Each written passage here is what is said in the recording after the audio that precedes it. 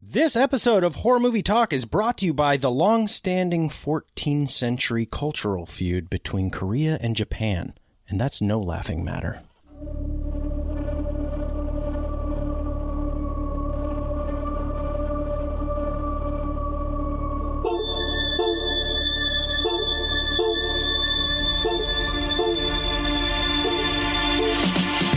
Is this a metal thing? Yes.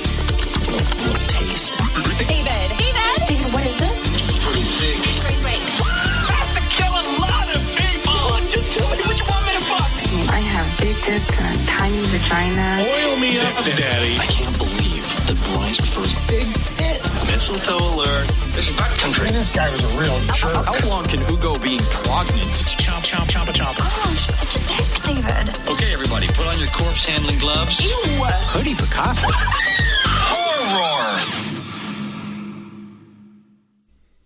What was that? That was a brand new intro. Brand new intro. God, that thing slaps. Yeah. And it just so happens that we have the culprit responsible for that here in studio right now. More about that in just 1 minute. Hello and welcome to Horror Movie Talk. Your panel of expert hosts each week are Dr. Bruce Henson, who holds a PhD in spookology, and yours truly, Professor David Day.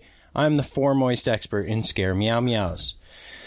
Okay, guys, big episode today. Very excited. We're going to be covering The Wailing, 2016's Korean film that I've just heard so much about from so many people.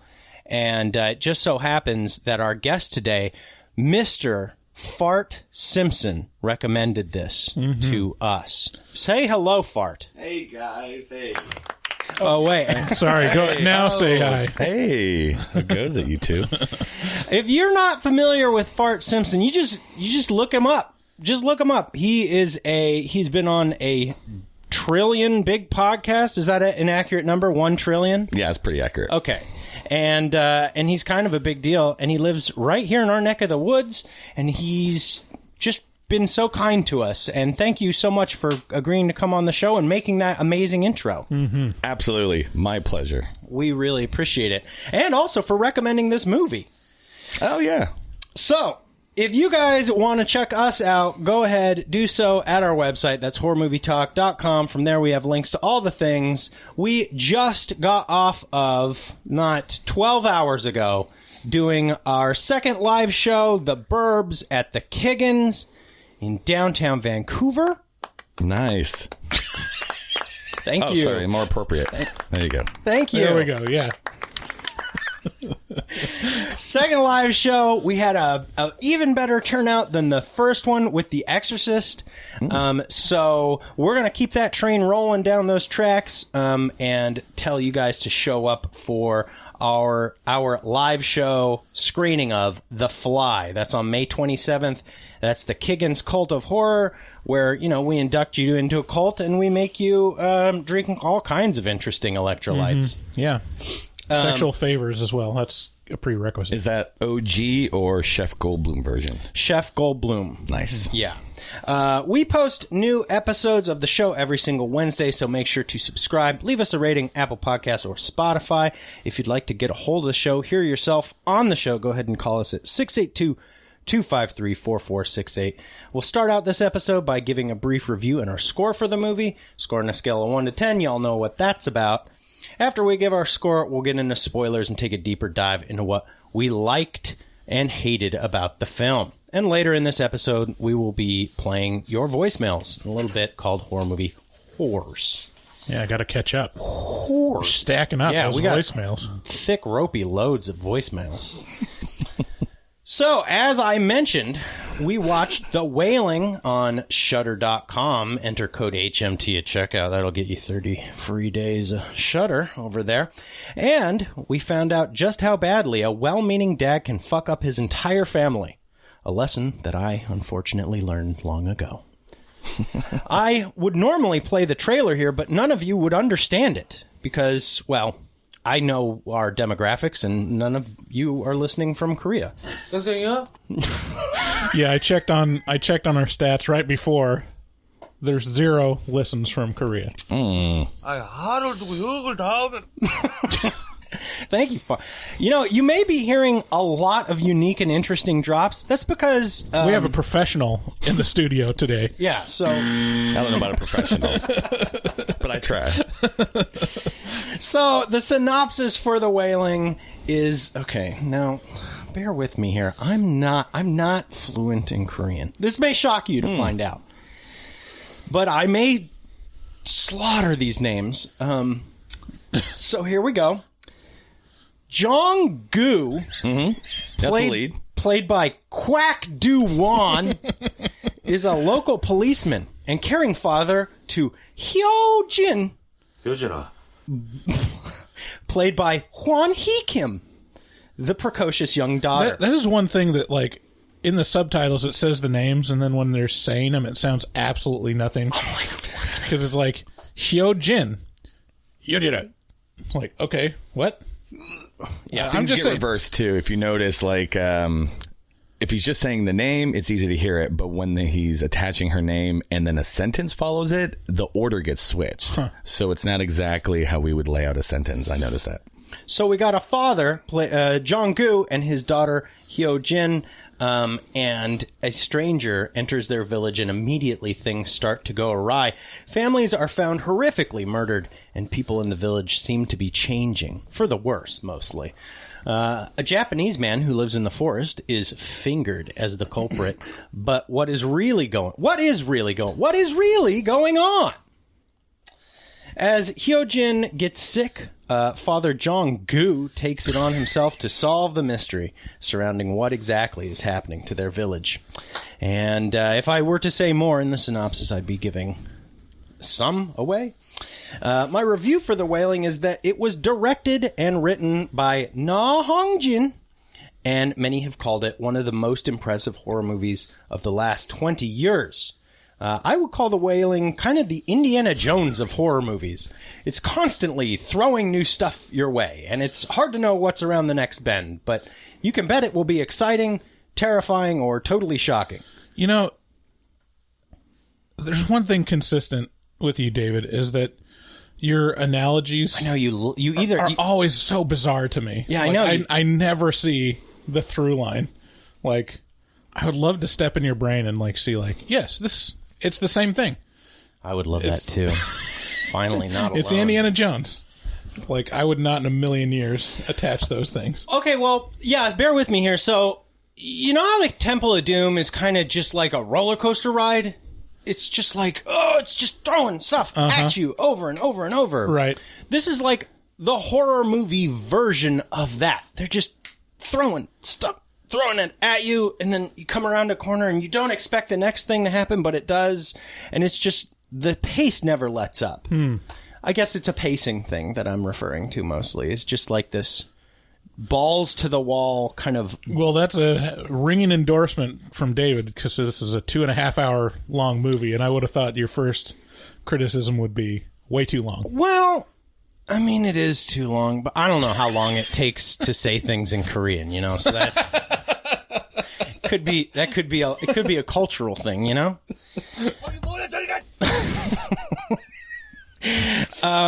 More than that, it's an engaging labyrinth of a story that answers questions only to reveal more questions. Those who want an ending, that you can easily understand may want to steer clear of The Wailing. Oh, we have a call coming in. Is this a live call? Is this a caller? Hello. This is Batman. Okay.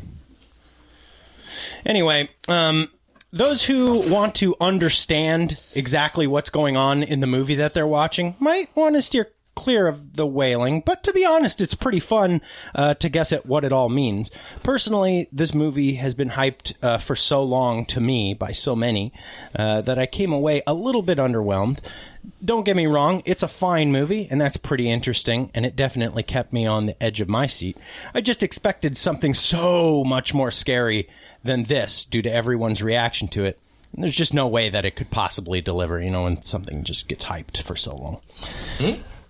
There's also something of a cultural rift that I feel in The Wailing, more so than in other foreign films. I felt like there was kind of tons of subtext and meaning that I was missing due to my inherent Western upbringing.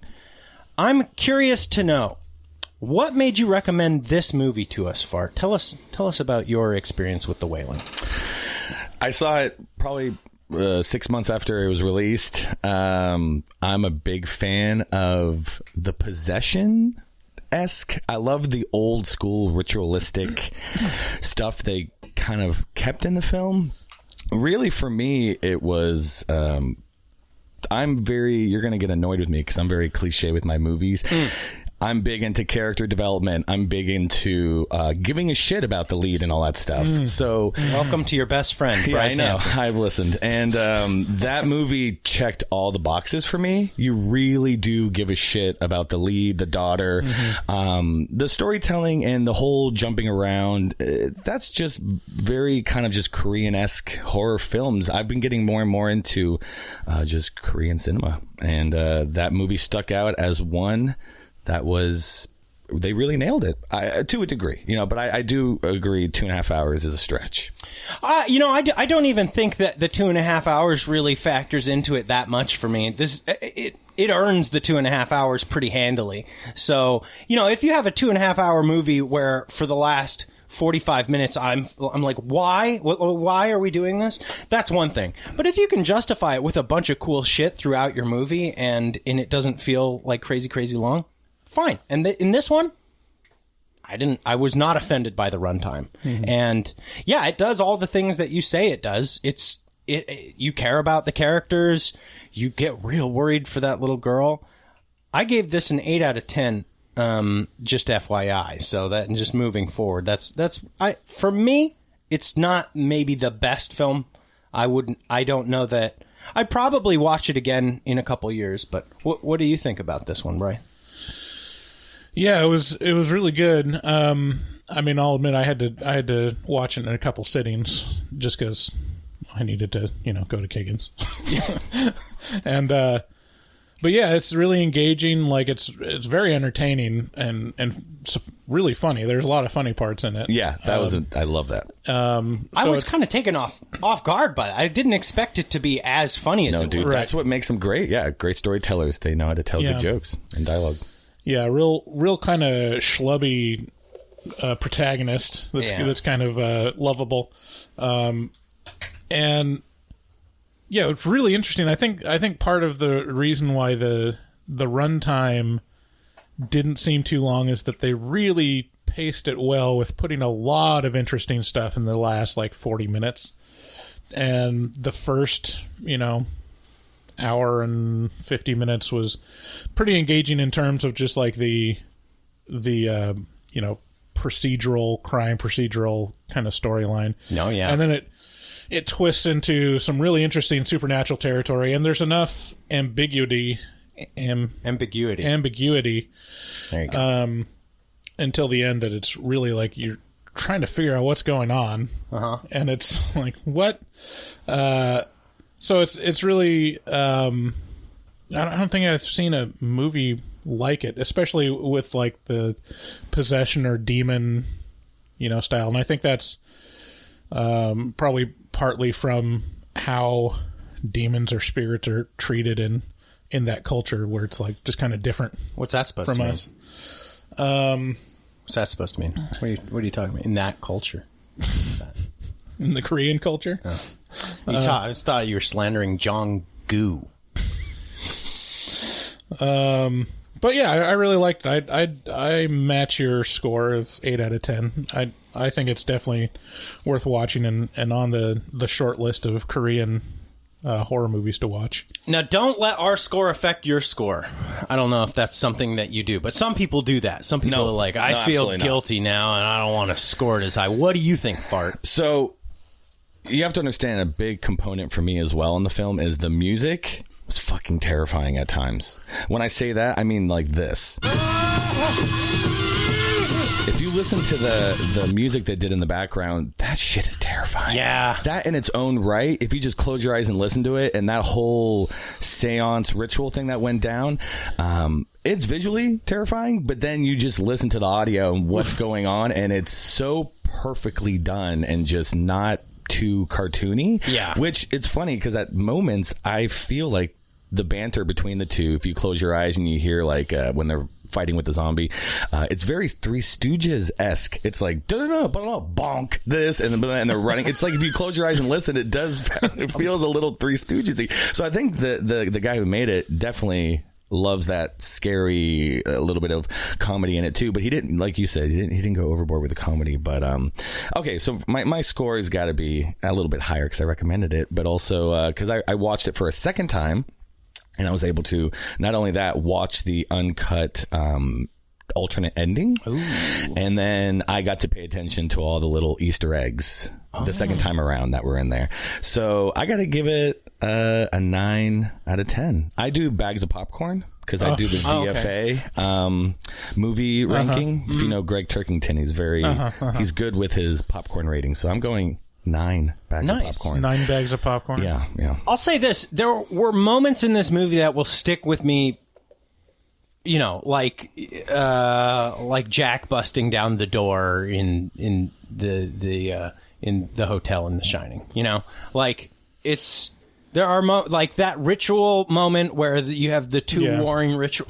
Yeah, that was a highlight. Oh yeah, you had that, and then the other guy just doing that and cutting back and forth between the two. But we'll get there, and I'll explain. I don't know if you dudes picked up what really was going on, because they want you to think it's a exorcism. I was going to ask you what was actually going on with that.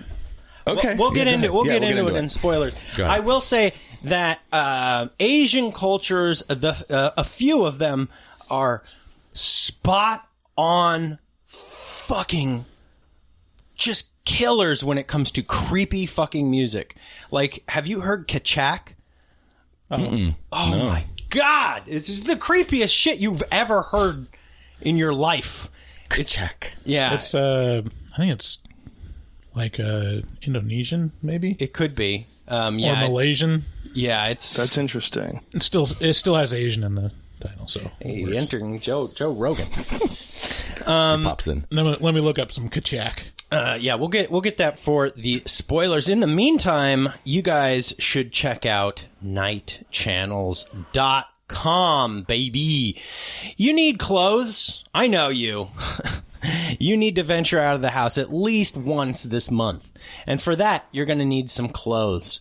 And if you don't want to be dressed in stupid old boring clothes, you should head on over to nightchannels.com and check out their catalog of stuff, because they have some of the coolest cult, horror, metal, alternative, satanic, yada, yada, yada, shirts and sweatshirts that you've ever seen. And these are deep cut prints that they'll just make your day. They're like an earworm for your eyes. They're like an eye worm. So if you want some eye worms, head on over to nightchannels.com. And when you fill up your cart at checkout, you enter that code HMT, and that'll get you 13% off your whole order. So, just put a couple things in there and walk away knowing you've made a good decision, because you're going to get comments on the shirt.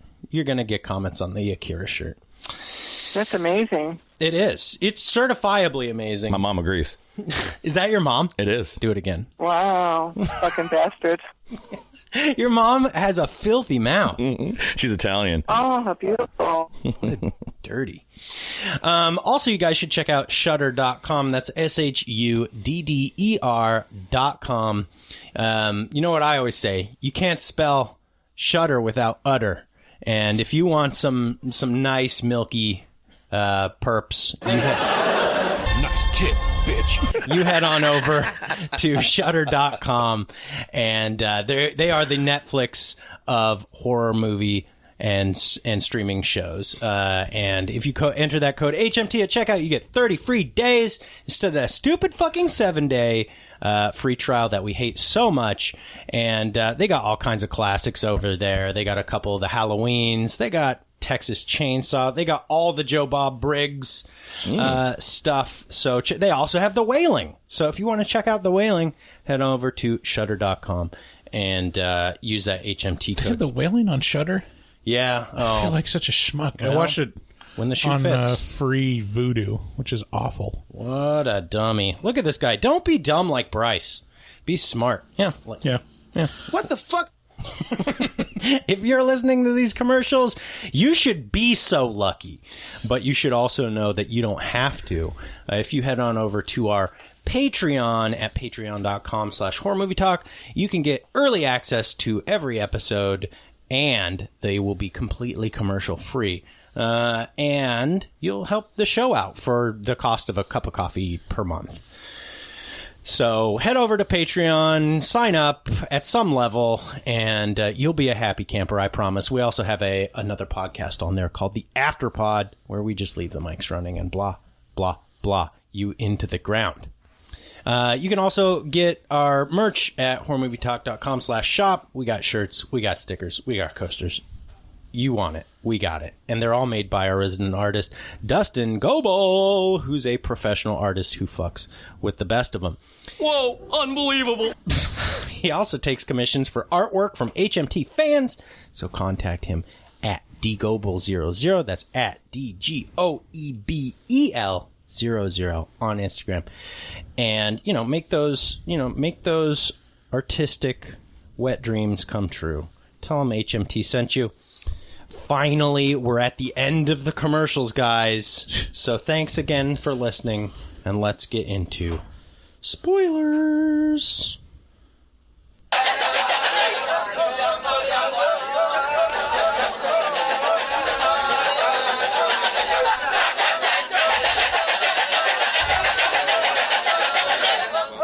Spoilers. What is that? That's Kachak. Yeah, that's Kachak music. Okay. It's even better when it's faster. Ooh, man. Oh, you speed it up like time stretch it? No, they do it. Oh, They do it, yeah. I got it. It's hard to find really good examples, but There's one really good example on YouTube, and you'll know. I think it's from that...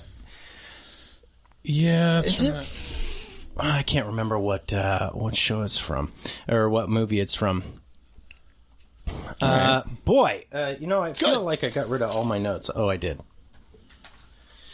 So, here we go. The Wailing starts out pretty disturbingly. Someone in this village, it's rainy, someone in this village gets just horrendously murdered, but that's not like that's like the least disturbing part of this start, which is the killer is like this super despondent, almost zombie-esque kind of dude who's I think a family member, is that of the people who have been killed. It's yes, it's alarming. And then the police head to his quote unquote residence, and they find like this weird, like, I don't know, it's like a sex dungeon. It's like this weird nest of, I don't know, of just like bodies and stuff. Or not bodies, but I couldn't quite tell what exactly was going on in there. But it plants the seed of like, wow, something incredibly dark has entered this village. And we see it kind of through the lens of our police officer protagonist, Jong-gu. How did this strike you out the gate, Bryce? yeah, I mean it's pretty strong. I mean you kind of expect kind of your run of the mill thriller police procedural beginning, but it goes hard into the paint with like the scenes and just how dark it looks and how fucked up the after effects of the crimes are, where you're like, no, this isn't just some murder or crime of passion. This is like something really fucked up.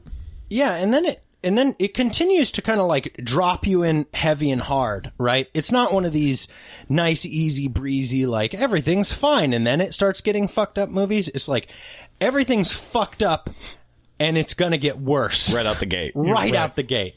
And to continue that kind of emotion, we cut to a man in the forest who's, I think he's a hunter, and he's picking up a wild pig or something. He's picking up a heavy load. It might have been a mushroom bag or something like that over his That was back. it. He was looking for mushrooms. He stumbled upon the deer carcass and was like, I'm going to bring this home, because it was filmed in a very small mountain town village south of Seoul. So I guess food, and when you're out there, if you come upon, I guess, essentially their roadkill, it goes home for dinner. Oh, yeah. So, yeah, he's trying to grab that deer and drag the carcass off, and that's where he slips and See, this is one thing about falls. Korean movies. So this one, and I watched Memories of a Murder a couple months ago.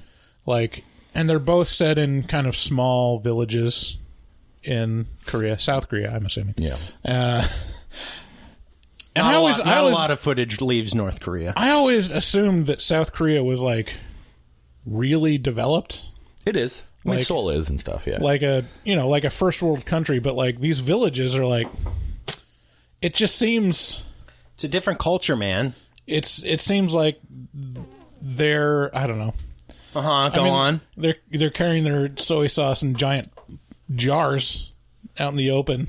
There's just some cultural differences where I'm like, You're isolated, though. They're They'd say- isolated on a mountain. They'd say the same thing about you coming home from Costco. They'd be like, "Oh God, he's got like these giant vats of like butter. Like, what's the deal there?" That's fair. But I don't store it outside in like a porous jar, I guess. That's where you're missing out on all the free energy outside. I'm just an ugly American. I mean, Actually, I just this whole look at thing this stuff. is a great segue to like a little short story I have. Like you mentioned, this fella's in the woods. He's picking up a deer carcass to bring it home, and to so many people, this is like this disgusting concept.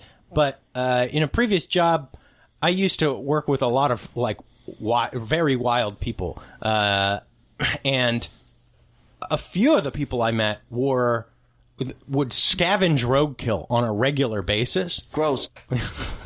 And they knew exactly what to do to stop by the side of the road, assess the condition of this animal, how long it's been down, how long you got before it's going to start going bad, and then like what you got to do to clean that up to make it edible. And these guys were, I mean, they stockpiled all their money. They didn't spend any money on anything. I don't know what they spent it on. You gotta save all that money so you can get guns and gold That's not what they to were. bury into the hill.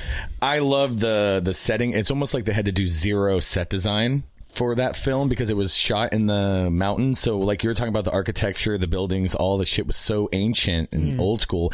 Those are the last places that do get any type of modernization or anything. They tend to just be preserved in history. And a lot of the foundations, I know we're getting super nerdy, but I absolutely just fell in love with where the dude lived. Like that whole area they kept shooting in over and over and over. It wouldn't have been as impactful if it was just like a house with a yard. It was the fact that you almost felt like you're back in time, and those homes look so different. I've traveled through Asia, but I never really got to see that much type of architecture. It's so cool. Like, Yeah, from what I gather, there's no such thing as bedrooms in Asia. They're It's just all like segregated. they just kind of they just all kind of sleep on the common floor. you're somewhere. making a pretty broad statement. I don't think there's bedrooms in Asia. I mean, you What just the look fuck at are you like doing? Trying to get us canceled I just call it as I see it. in Asia? Okay. The country of The Asia. largest continent on the planet. Right. The country of Asia. They don't have bedrooms. Okay. They do, but the separation, I said segregated, the separation between in the homes, if you notice in there, it's just like little paper. And it was like that. I was in Tibet for 3 weeks. I did Beijing and all these different areas, and some had walls. Some, Bryce is actually correct. It was just little thin, almost not even a wall.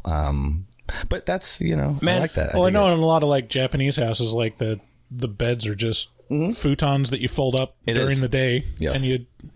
and you just use the living space like you would a living room or whatever, and then roll out the futon, and that's your bed for the night. You're the ugliest American I've ever seen in my life. No, it's true. I'm bringing knowledge, David. If my walls were paper, I'd have no walls. My kids would poke holes in that. Like, Oh, yeah. That's true. Yeah. Yeah, I wonder if that's a problem. Just like punch. well, punch. but then again, replacing your walls is as easy as just getting a new sheet of paper. That's true. Yeah. Think of it that way. You just roll it out and then just tape it back Or up. just imagine if you had Meg in one of those. My dog.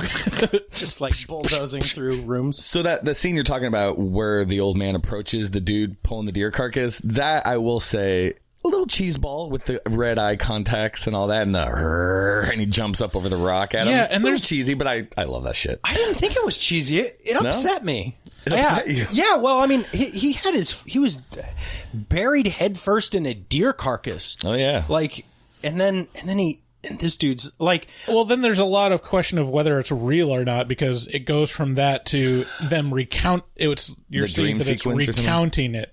The guy is telling him the story of That's that, right. That's right. and then the guy doesn't believe him. So you're like, well, did that actually happen? And then later you find out that yes, it did.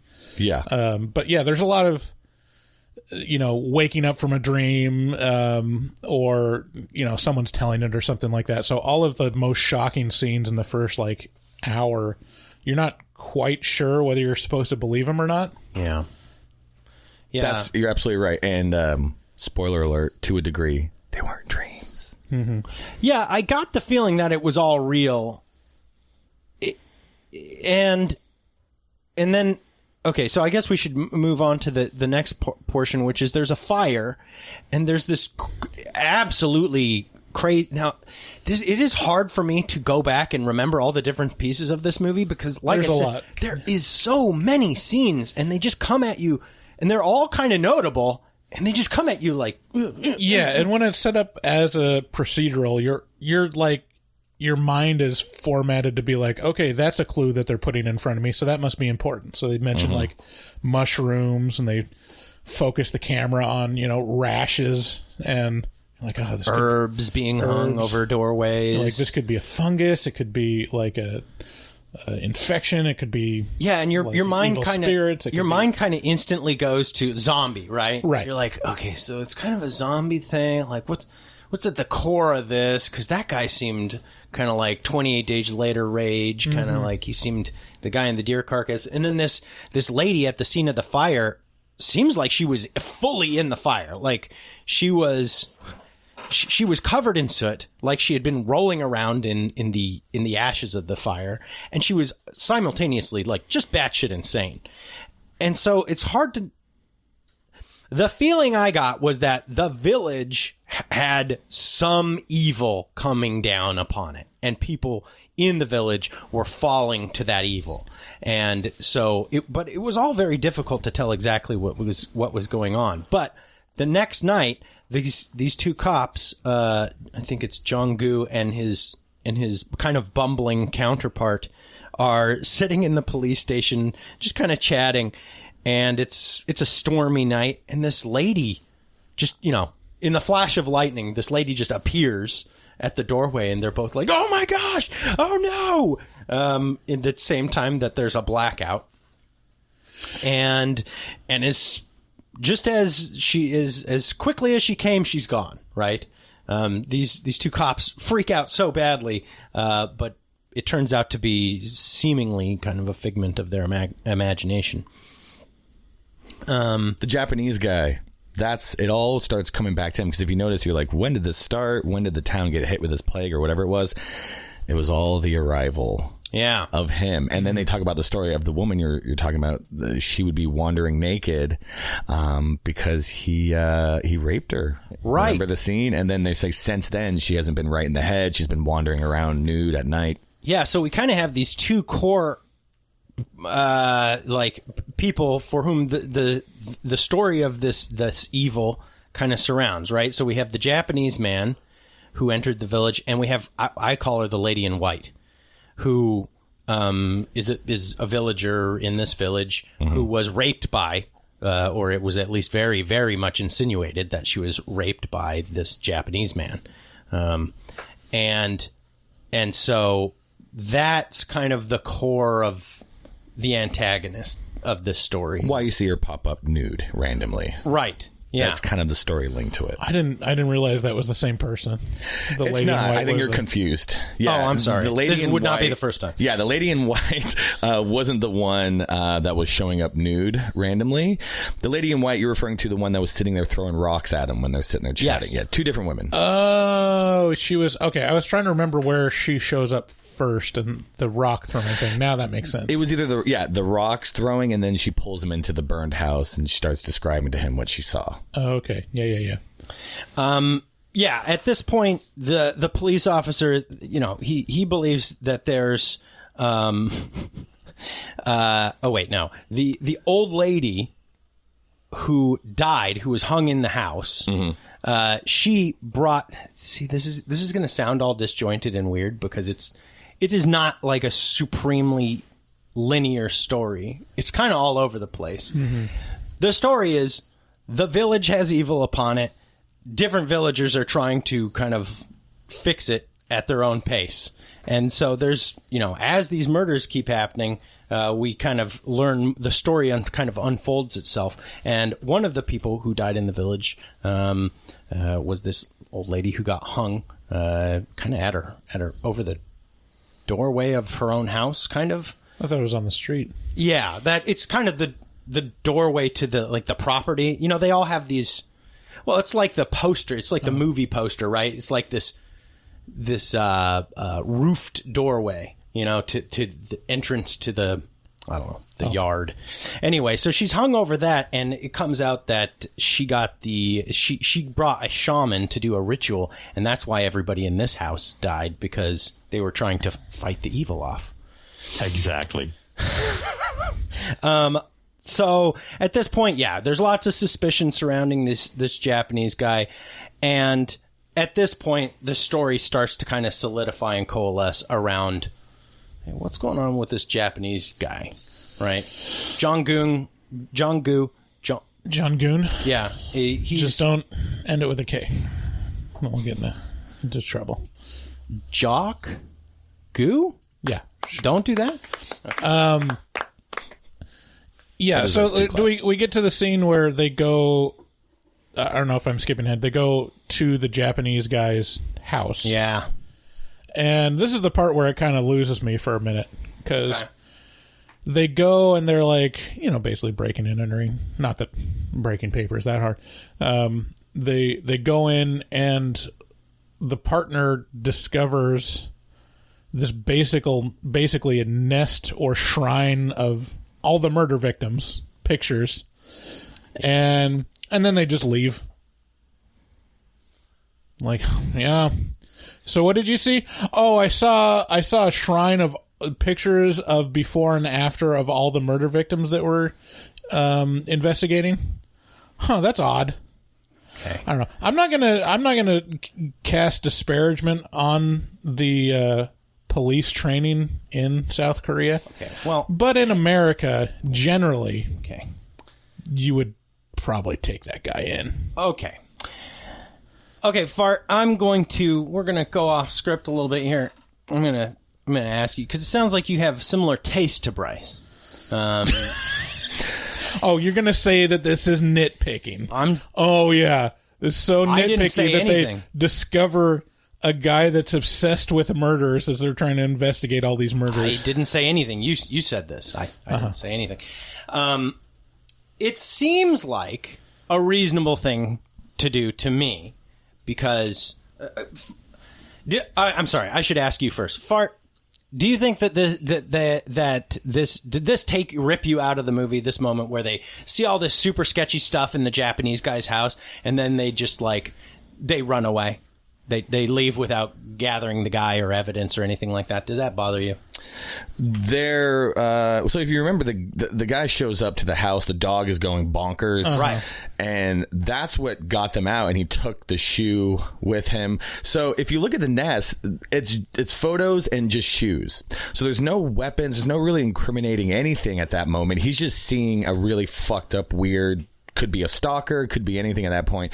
But I think, I guess if I could try and get into the brain of the director, he would say, you can't take him in. First off, there's not enough on him. Second, the whole movie would spiral at that point. You can't bring him in. The whole thing is that they need to return to the place, murder the dog.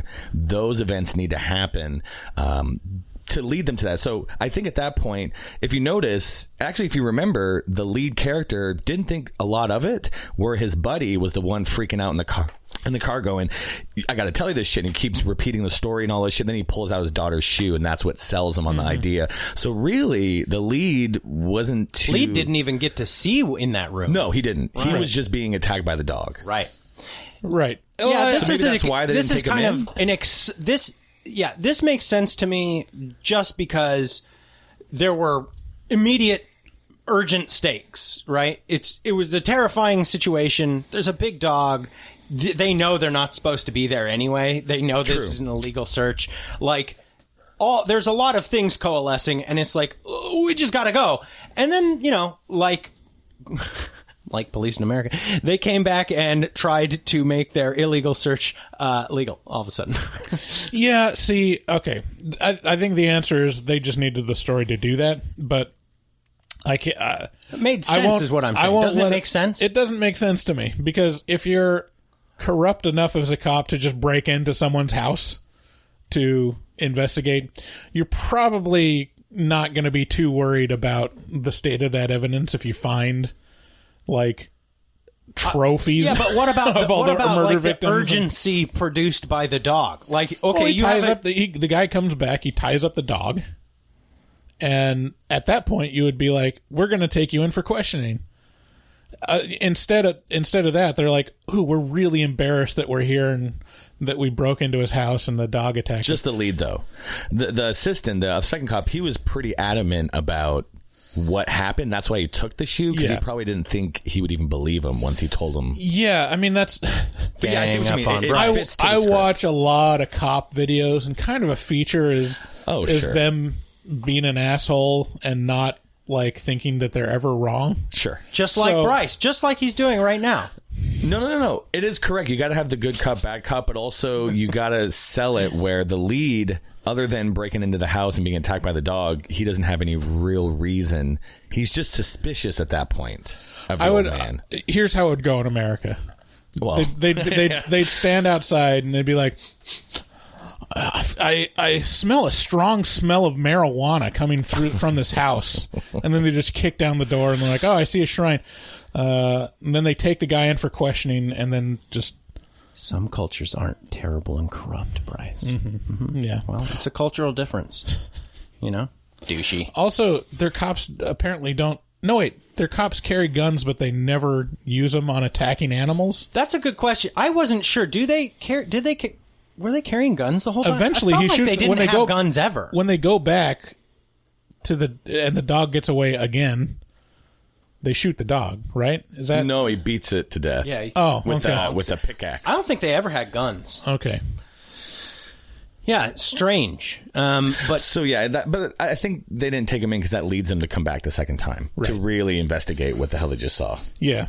And it makes sense, like, having that setup of, like, giving him the shoe and whatnot. And when they do come back, they're like, hey, where's that evidence? All that bullshit. Yeah, he's like, I burned it. That was in that room. He's like, yeah, I burned all that shit. And I'm like, fuck. And they're like, where? And he's like, yeah, it's in my kitchen burn pit. And they're like, oh, God damn it. Wow, we really should have taken him in when we discovered all the evidence. Yeah, it's almost like cops are people.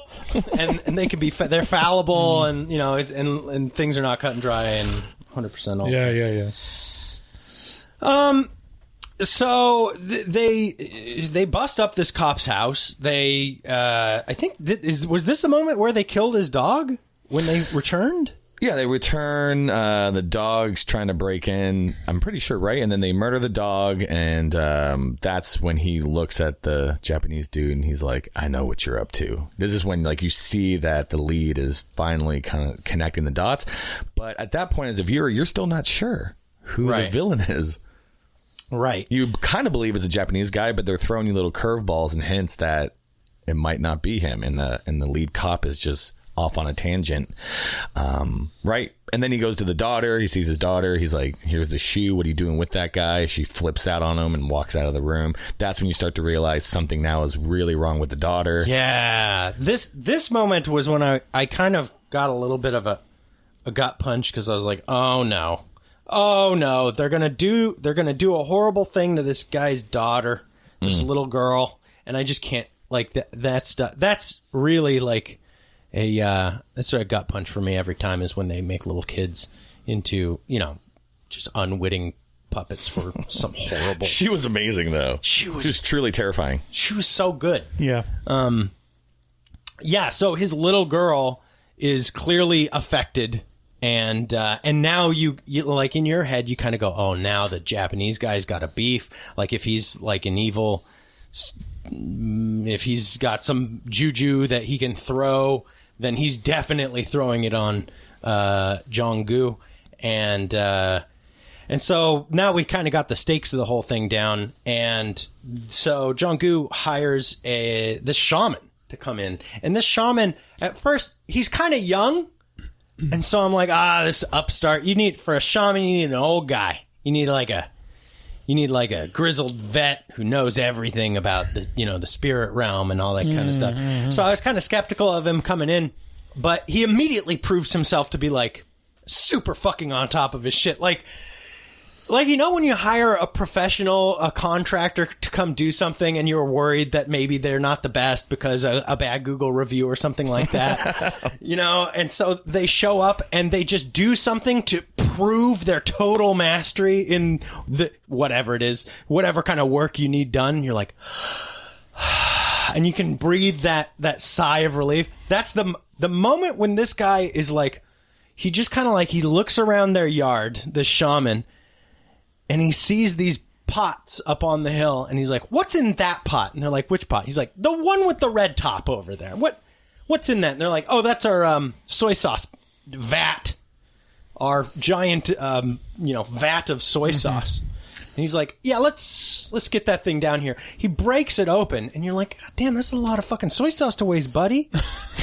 You could have just poured it out. I mean, those jars don't grow on trees. Can't you just reach in there and... Anyway, so he breaks the soy sauce, wastes an ass load of soy sauce, and it turns out he was dead on balls accurate. There's a fucking dead crow in the soy sauce. See, for me, the fact that the shaman was young, I thought it was like playing to like he could just be a charlatan. He could just be a con man. Yeah, it doesn't. Where it's like, is it that hard to just stuff a crow inside a soy sauce pot before you arrive? And it's like, you're like, it's just some guy is like. Yeah, you're really going to need the level 3 exorcism, package here. That's really what you're going to need. It's like, yeah. How much is that? 10,000, right? Yeah, it sounds about right. Yeah. So I don't want to spoil anything yet, but well, we're in the spoilers. You can do anything you want. Great. Okay. And I don't want to ruin the ending for you too, because I think you guys. Okay. But I will just say this. That shaman, I did get these vibes. I know where you're going with this, which is that shaman is part of the whole setup. Was he actually helping them? It doesn't feel that way towards the middle of the end. Was he already anticipating removing something from their house? So where you think the crow in the jar is something bad for the house.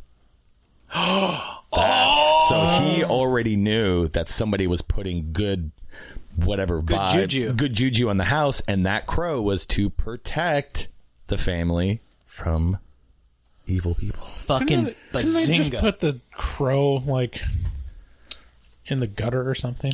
No, they have to be in the soy sauce. They have to drink of the crow. Yeah, I mean, we can skip ahead to just basically the ending of what is laid out, because at the end, so they try exorcising the demon from the Japanese guy, and then it's like cut short by Jong-gu, and oh yeah, and then so you're like, oh no, the Japanese guy almost died. It would have been done. run, and it keeps going. We can't just skip over. This was the best part of the film. I know. maybe, We'll get back to it, Okay. but I mean, saying the dilemma at the end that's laid out is there's the lady in white, and the shaman's like, she's actually the demon. Yeah. Like, I got It's a it classic wrong. who's who. It's like she's the demon, and then It's three Spider-Mans pointing at each other. and then the lady in white's like, no, they're lying to you. The shaman and the Japanese guy are in cahoots. You're right. And they're like, and she's like, don't go back to your house. Wait until the cock crows 3 times. So I mean, that's like the dilemma is like, is the lady in white telling the truth, or is the shaman telling the truth, or is there something else going on? Right. And then also like it's always, you're never quite sure if the Japanese guy is a demon at all. Like love it. he could I love also that. be a guy helping. You're pretty sure at the end. Love it. Right. Oh yeah. Well, yeah, you're wait pretty till sure at the end. So anyways, that's kind of the dilemma of what's going on the whole time. So like, I never quite trusted the shaman. Like, I was like, it seems like a guy that could either be a charlatan or not actually know what's going on. And it could be like that the Japanese guy is just some Japanese guy. Right. And trying to help out. Oh yeah, and then at some point, like the shaman said, at some point the shaman says like, "Oh, sorry, I got it wrong. The Japanese guy is also a shaman, and he's trying to help you." Right. So it felt like this movie could have been called Shade.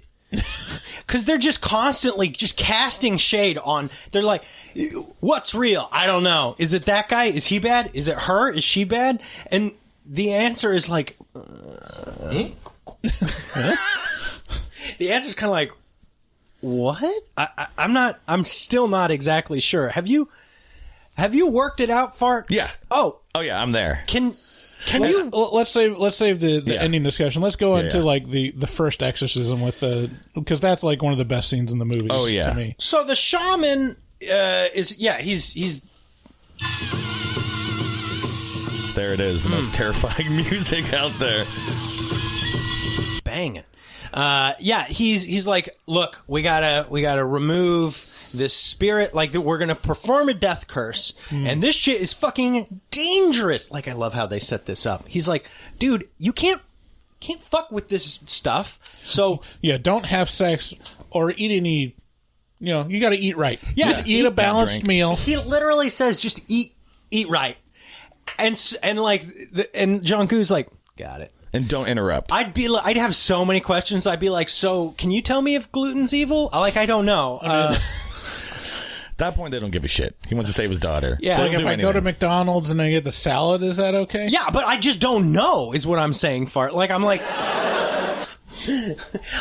oh, okay, like apple slices? What are we talking? If you go back to old ritualistic stuff, I love old culty ritualistic shit. I'm a big fan of it. It shows on your face. Okay, well, eating what you intake, your body as a vessel, all that shit does matter when it comes to rituals. Okay. So, yeah, but I just don't know, like, and I'm so disconnected from all of that. Yeah, that why I'd be can't like, you? Why I'd can't be you like, so come? chicken nuggets are cool, or Why can't you come before a ritual?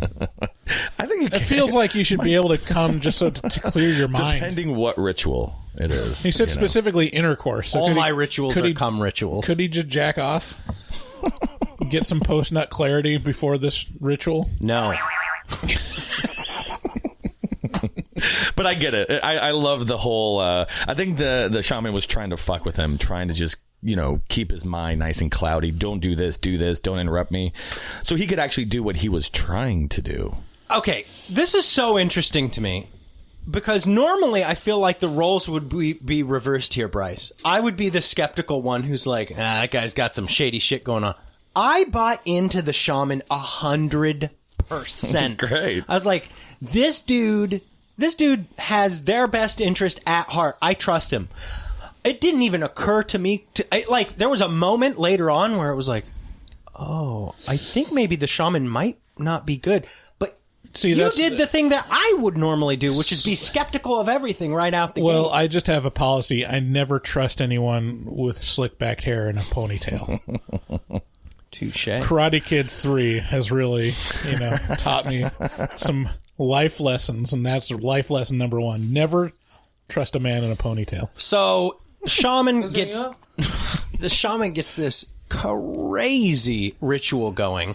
And this is maybe the best part of the whole movie, where it appears that the movie is pitting the shaman against the Japanese man. Both have prepared earlier in the day by gathering sacrificial animals like chickens and goats. They've got their music that both of them are making sure is playing in the background, and they basically go to spiritual war with each other. And this is, and the girl is sitting in front of the shaman, and like they're performing this ritual around the little girl. No. Yes. No, she's in the bedroom. She's in the bedroom in the back. Shaman's doing it out in the front. He's slaying the chickens. He's just about to take out the goat. Well, where was the part where he had like the knives and he was like putting them against her head? Oh yeah, that's right. They started like that, and then they took her off. Yeah, they took her off. So they started with her just doing the ting ting with the knives next to her, and then I think she bailed. Oh yeah, she bailed. That's what happened. That's true. We're both right. She went and laid down or something. Convenient. My head hurts. It's all a racket. But this is like a pretty impressive part of the movie. It's about 15 minutes long, it seems like, and it is intense. And it's just this like crazy spiritual war where the Japanese man seems to be, it is alluded to that he is trying to hardcore possess or keep control of the little girl. And the shaman is basically trying to kill the Japanese man, who, at this point, has been established as not a man at all, but a ghost. And not just a ghost, an evil fucking ghost, a demon. So now you're like, wait, this Japanese man is a flesh and blood person, but due to some difference in I don't know, in the... I don't know how to explain this at all. I mean, it's pretty similar ritual going on. So, like the Korean, song and dance for the exorcism is going on, and then it cuts in between that and the Japanese guy performing a pretty similar ritual of like beating drums and like really intense. So again, at this point, I'm like, it could be either or. Like, it could be the Japanese guy is trying to protect him and the shaman is attacking him. It could be that the shaman is protecting him and the Japanese guy is attacking him.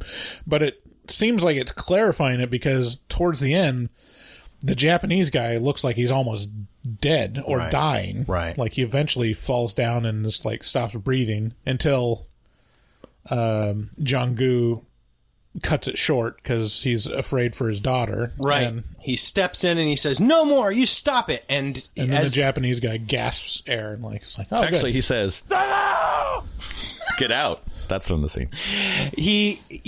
And at this point, it's been set up by the shaman. It's like, hey, don't fuck up this ritual. If you fuck it up, it'll really fuck things up badly. This is a dangerous curse I'm laying down. So as the viewer, I was like, oh no, what's he doing? No, don't stop it. So yeah, incredible scene. And I gotta say that Koreans get their money's worth with their exorcisms. Like, there's a lot going on. I wish like the Catholics would have more dance numbers in their exorcisms. Yeah. And like more it's pretty boring. Sacrifice. Holy water. Yeah, it's just saying the same thing over and over again. A little Latin. Yeah. Bryce is an ex-Mormon. Do Mormons have any exorcism things? I mean, not like a... I mean, yes, like technically you could perform exorcisms with the priesthood, but it's not like a... It's much less formal. There's not like rites or like a stock. Pouring most of their energy into that multiple wives thing. You're right. It's mostly just like... And why wouldn't you? A type of prayer or a type of... Yeah. No, they were pretty accurate with some of that stuff. I love old ritualistic weird shit, and the cutting chickens in a sequence order, ending with the goat. All that shit's pretty classic and dead on from hundreds of years ago. Yeah. So, you know what? Actually, this reminded me. Watching this movie, I was reminded of a friendship that I've had for a long time. A fella who is half Japanese. And he told me this story one time where I don't know. He would just drop knowledge on me about, what it was to be Japanese, on occasion, as friends do. And one time Koreans got brought up, and he said one time, oh man, these, the only time I've ever experienced judgment based on, now this is all out of context and stuff like that, but I'm just going to put it in my own words. He said, the only time I've ever experienced judgment based on the way I look was from Koreans, a group of Koreans who were very. They immediately asked me, "Are you Japanese?" And I said yes, and they were not happy about that. And I didn't understand. This is my friend. I didn't understand why, because and later I learned that Japan basically committed numerous war crimes against the Korean people over many, many centuries, abducting women to be used as, quote, comfort women, is a common, crime that you hear about Japanese perpetrating upon Koreans. But That's fair. That is fair. But they experimented on them. It seems like a really nice way of saying, sex trafficking. Yeah, well, they're comfort women. Also, where are you going with this? Well, what the fuck is going on? Where are you going? Well, I think it's interesting because very specifically, this is a Korean movie, and they bring in a Japanese guy to be the bad guy. Yeah. And so I'm like, oh, it's all kind of coming together for me, because I remember my buddy telling me about this, and I remember being like, oh wow, I had no idea that there was, in World War II there was, or maybe it was around the turn of the 20th century, there was a lot of really horrific experiments being done by the Japanese on Korean people. All that to say, there is a long-standing cultural beef. Correct. And so there's kind of this Chinese insinuation in this movie where he's bad because he's Japanese. I think you're going a little. I mean, listen. They call him the Jap. That's a little too. I know, but that's a little too on the nose. I think the director was not trying to portray the villain as the old history of the hatred or whatever animosity between Japan and fucking Korea. 14 centuries. And it's still not wrapped up. You don't think this is bothering you? I will say this though, I've been in Asia for a couple months, and you feel it every place you go. They have animosity towards the others. When I was in Tibet, it was the same shit. All the Tibetans hate Chinese because they feel China has their fingers meddling in Tibet. So no matter really where you go, you're going to find that anywhere. Just like the UK, Ireland and Britain, there's always that animosity of but they don't make movies fucking outing each other, being like, you're the I don't think villain of a movie. I don't think it's a bad thing necessarily, because he ends up seeming to be the Japanese guy who everyone in this movie, who all the protagonists in this movie othered, ends up being the guy who's trying to protect them, right? So there's this subtext of don't judge a book by its cover. Just because he's Japanese doesn't mean he's necessarily... He wasn't trying to protect him. He was a literal demon. Well, at some point again, this is that thing where the shade gets thrown around, and at some point they're like, hey, he's the one who's trying to keep you safe, right? Yeah, and that's why I think the views on them playing the Japanese as a villain due to history and all that shit is not true, because he plays with the fact that he's good. The Japanese guy is actually good, and he's here to help and all that shit. So he had to kind of, you needed a little bit of holes occasionally to get that who's done it story across. He can't just perfectly lay it all out for you, because then you can't do that back and forth who's done it type of deal. And yeah, Bryce is right. He was the devil. Yeah, it's so how do we what ends up happening at the end of this whole thing? Can we unravel it? Yeah, why don't you so the way it ends is that whole he said she said thing with the lady in white and the shaman, and so in the end it's revealed that the Japanese guy is definitely a demon. Yes. We see him in his true demon form in front of the priest. There it is. Taking pictures. Yeah. And he's got claws and red eyes and stuff. And then Jong-gu is supposed to wait until the third cock crows, but he cuts it short and goes back. You know, it seems like a theme for him. And his whole family is murdered. So it ends up that the lady in white is probably right, and then it's confirmed because the shaman is shown like with all the pictures and packing up and like taking the photos of the aftermath of Jong-Goo's family. And so it's obvious that, like, yeah, they are in cahoots, and the lady in white was right, and then it ends with Jong-Goo saying that he'll, you know, do what police officers do and, you know, protect their own and sweep it all under the rug. That's what happened to the first family. When you see the opening scene, you see the guy's kind of zombie-ish, covered in boils.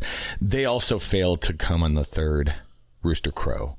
So that's what happened to that family. Is the same shit went down. Was they couldn't wait. They rushed back to their family, murdered. Same thing all the way fast forward to the end. That family fell victim to the same thing that Jong-Goo fell victim to, is prematurely running back. And there's something in that. If you go back into this third crow or cock, whatever the fuck the rooster's crowing, there's something to that where it is, you know, might not be totally legit, but it is an old ritualistic shit where it's like the timing of things has to be exactly right. That's why when he runs through before the third one, you see the plant start to dry up. Yeah, that's hanging. And then you realize he fucked up just like the first family fucked up, because if you go back to that first scene, the same little plants are hanging. Yeah, and they're all dried up. Yeah.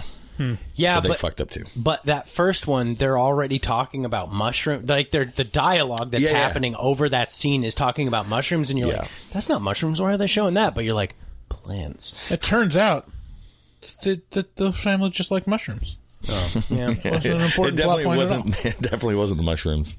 And you're absolutely right. He was supposed to be portrayed as the devil. Not even so much of a ghost or anything like that. This is kind of like, did you ever see that cheesy Dogma movie? You know, where the devil reveals himself at the very end or some shit, right? Dogma. Was that Dogma? I can't remember. But they just play with the very humanistic vibe of the devil, and that's what he was doing with the Japanese guy. I don't think where he's from had a lot to do with it, but maybe. All right. Why would they make him Japanese? Because there's Japanese people living in Korea and vice versa. I mean, there's American people living in Korea. Well, I'm sure there's a little bit of prejudice there. Did you ever see Kingdom? Down. Oh, I'm sorry? Did you ever see Kingdom, the Korean zombie show? No. Fucking incredible. And it's also mishmashing Japanese and Korean battles and shit like that with zombies. Actually, you know, it's interesting. One of I think our biggest blind spot is Korean horror and Japanese horror, generally Eastern horror efforts. Are you big into that stuff? Yeah, Takeshi Miike. Come on, dude. You know. Oh shit. Okay, Ichi the Killer. Oh yeah, he did that.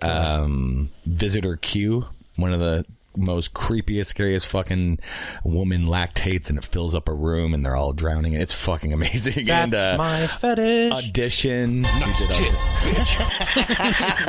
bitch. And oh wait, here we go. Nailed it. There it is. So, yeah, I do love, and I lived in Europe for a while, so I missed a lot of American horror. Okay. I think all the shit that you guys watched from 2009 to 2017, I missed out, and I had to really catch up on in the last couple of years of American horror. Gotcha. Because everything I had access to was just European and Asian horror movies, and that's where I fell into the Takeshi Miike vortex. Well, if you got any other recommendations, we'll take Kingdom. That's one of the greatest Korean TV shows. Yeah. It's fucking incredible. 2 seasons. It's not that cliche zombie bullshit type of, they do really I mean, there's samurais, there's cultural history behind it all, and it's done really well. So yeah, that's 1, 2. And again, 80% of Takeshi Miike. If you want to start off with a good one, Audition. Okay, that one will scare the shit out of you. I've heard big things about Audition for sure. I also want to see Noroi the Curse. Have you seen Noroi the Curse? Okay. Anywho, so there it is. That's kind of well. What was the extended ending? Yeah. Oh yeah. Let me help you guys out. So, the ritual that the shaman was doing was to remove what the woman in white put on the house. So she tried to save the family. So that whole ritual was to remove the safety she put on the house. So that's why he knew the crow was in there. That's also why he said, don't disturb me while I'm doing it, because I need to get this shit off so we can fucking get access to your daughter. So he was doing that ritual to remove it. Came for your daughter, Chuck. Yeah. And so then at that point, you start to realize, that's what's so cool to watch it the second time, because those little hidden eggs in there where like you don't realize how much she's helping them, the woman in white, throughout the whole thing. But I love it that the director is so good at just making you feel like she's the villain at times. That shit is hard to do through script telling. That is not an easy feat. So yeah, there's that. And that's why he knew the crow was in there, because if you go back, that's what they used to use to remove bad spirits or whatever. Fast forward to, they were obviously working together. The alternate ending scene was... Wait, before we go forward, what happened to the Japanese guy when he was dying? Like, what was going on there? So something must have been going on where... he was either transitioning or something was going. I don't think there was a connection between what the shaman was doing and what he was doing. I think they wanted you to feel that's why they kept intercutting back and forth between the two. But really, they were two separate rituals. They weren't coinciding with each other. Even though they tried to make it look like the timing of it killed the guy. That's something that I'll go back and rewatch again to see how they're playing with that, because it might be one of those things where they had to do it just to keep you. Yeah, that's the one confused. thing that doesn't seem to fit in my head is that, like, if the lady in white was right, like, why was the Japanese guy like so close to death or portrayed like he was dying? Well, she was always looking at him from around the corner. She was always just like peeking at him and being like, what the fuck is this Japanese guy up to? You know, she was always behind him or like around him and like concerned with him.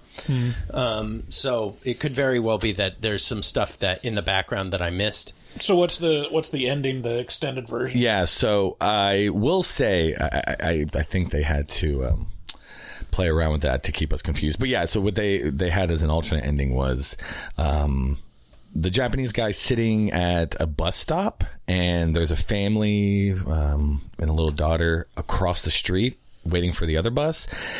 And the Japanese guy puts out his hand, and he has some candy or some shit. And the little girl's like, oh, kind of enticed, so she starts walking over to him, and the mom runs quickly, grabs the daughter. She's like, no, brings her back and shit, and he looks a little pissed off. And then a car pulls up, and it's the shaman. And he gets in the car with the shaman, and then I think maybe one word of dialogue is said to one of the between them, and then they ride off. And I totally get now why they didn't keep it, because it was less effective to see them in a scene together. Throughout the whole movie, you never see them in the same scene, the shaman and the Japanese guy. So I could see why they cut it now, because it did. Yeah, it's communicated enough just from showing the shaman take pictures. Exactly. Yeah. Sometimes danger comes in the form of help. Yeah, and and when I say religious, it really does come down to that cliche devil and angel back and forth thing, where woman in white's portrayed as the angel, Japanese guy's portrayed as some type of devil. And the reason that kind of stuff scares me too is, I don't know, man, there's so much like old history tied into it. Like there's a lot of fabricating in it, a lot of just blowing shit out of proportion, but also he sprinkles in like old, real ritualistic shit that makes it just a little scarier. That's why like I compare it to Serpent Under the Rainbow kind of vibe. I haven't seen Serpent Under the Rainbow. You'll like it. Is that from the early 80s? Wes Craven. Yes. Yeah, Bill Pullman, voodoo shit. Really, I mean, to make a ritual scary, a lot of movies have tried it. It just doesn't work for me. But these did. I feel like Craven has kind of been popularized to an extent that his name isn't synonymous with like total depravity, but that guy is so depraved. Yeah. Like we watched was it The Last House on the Left? The other, yeah. That was the original from the 70s a couple months ago, and it's like, hoo, buddy, holy shit. Well, yeah, I mean, even like the wide mass audience stuff like Scream, it's like there's a definite edge to it where it's like, ooh, that's What did you think about the zombie scene? This one was my favorite. The rake in the head. Oh, the rake in the head. That's and then great. Because at that point, all of our zombie instincts are like, oh, he's dead now. Right. No. He just pulls it out. I think my favorite, where I'm laughing out loud, is where he takes the shovel and just kind of breaks it. And then you look at the lead character and he just kind of goes, ugh. He just throws the shovel at his face. It's like a bonk and he falls. Yeah, that's that kind of Stooges shit I love. It's like, that's where the director really has got to get I gotta sense of humor. say, in Korea, they gotta start using hardwood on those tool handles. It's like extremely easy for them to break those tool handles. That zombie was superhuman. Yeah, he had retired strength.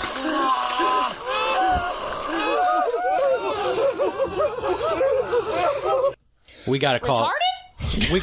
No, can't say that. Gotta call it weird strength now. I got that weird strength.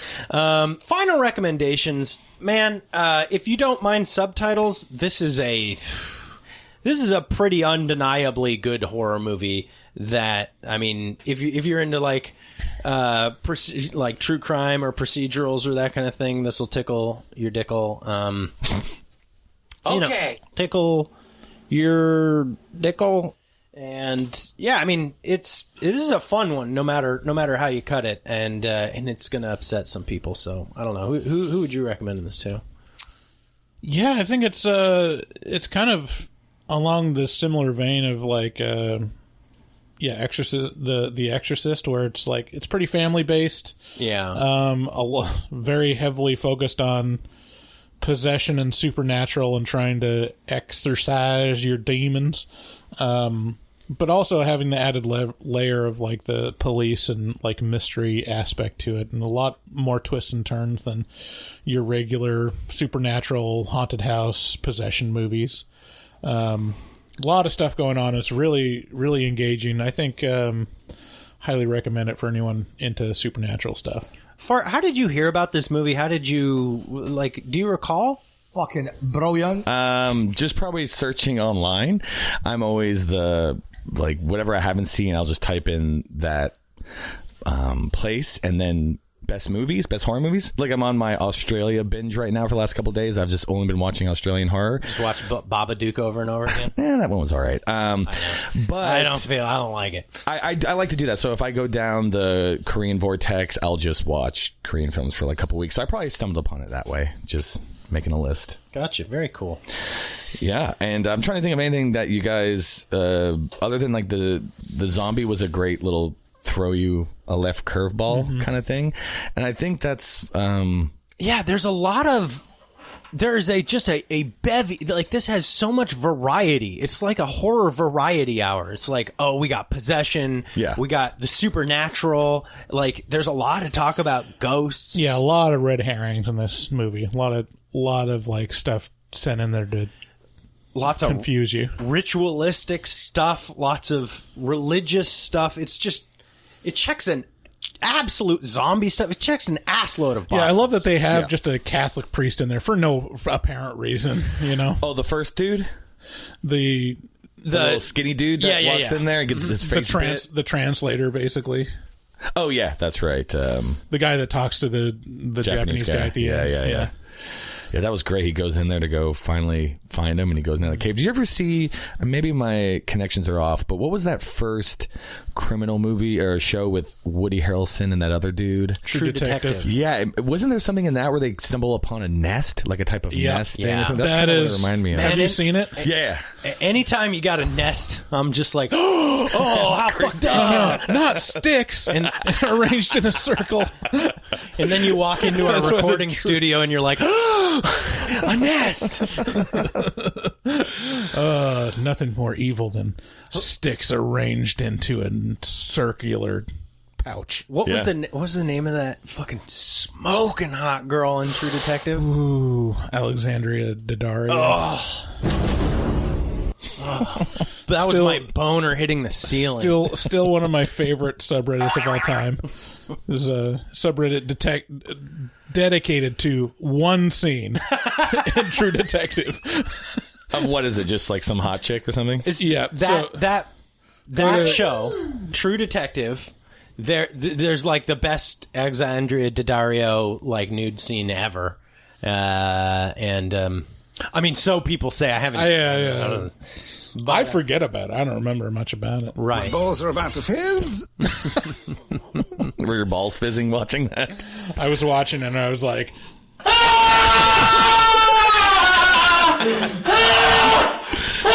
We're a big boy. Okay, before we go too crazy, let's get into horror movie.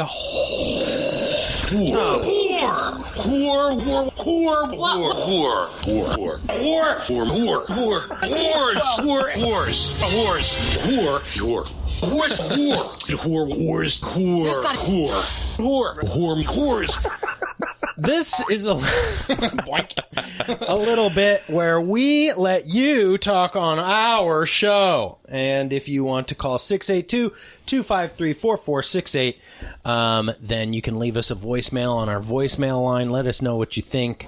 And straighten us out on the, it's 14th century cultural war between Japan and Korea. So let's let's hit the messages. Here we got our first one. It says transcription not available, and it's only 2 seconds. We're still going to air it. Let's see what happens. Nothing. So fuck you. Worth it. Totally worth it. Wow. Oh my God. Okay, here we got our next caller.